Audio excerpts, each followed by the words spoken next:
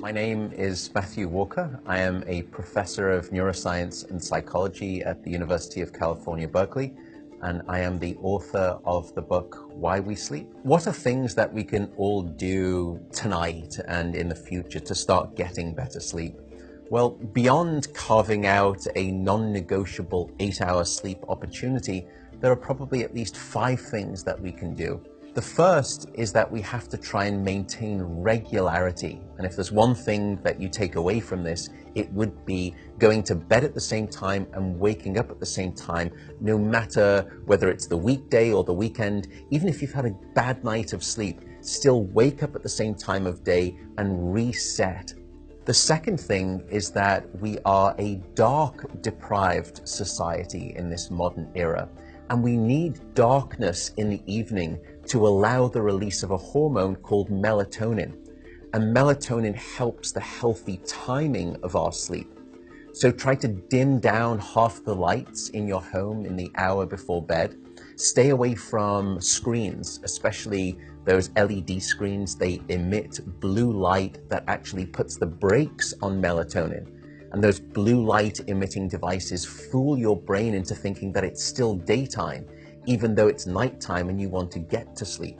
The third key ingredient is to keep it cool. Many of us actually have a bedroom that's too warm in terms of temperature. So an optimal temperature is about 68 degrees Fahrenheit or about 18.5 degrees Celsius.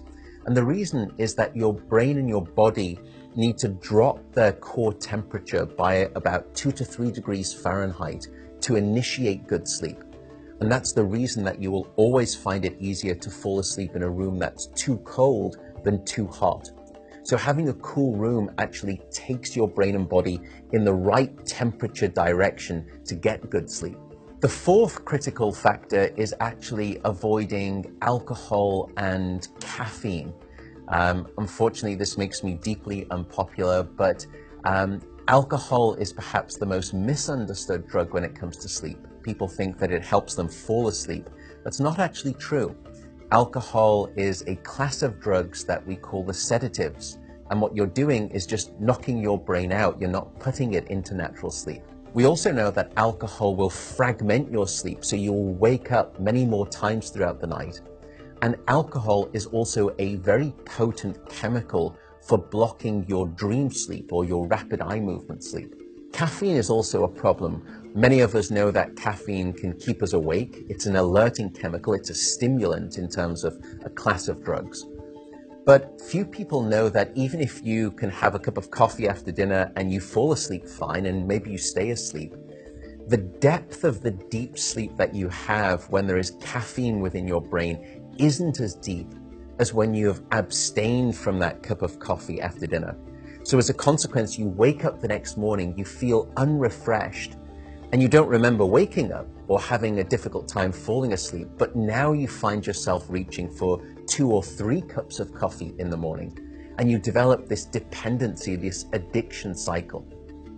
The fifth and final tip for better sleep is to not stay in bed awake. So if you haven't fallen asleep within 20 or so minutes, or you've woken up and you're finding it difficult to fall back asleep, don't stay in bed awake.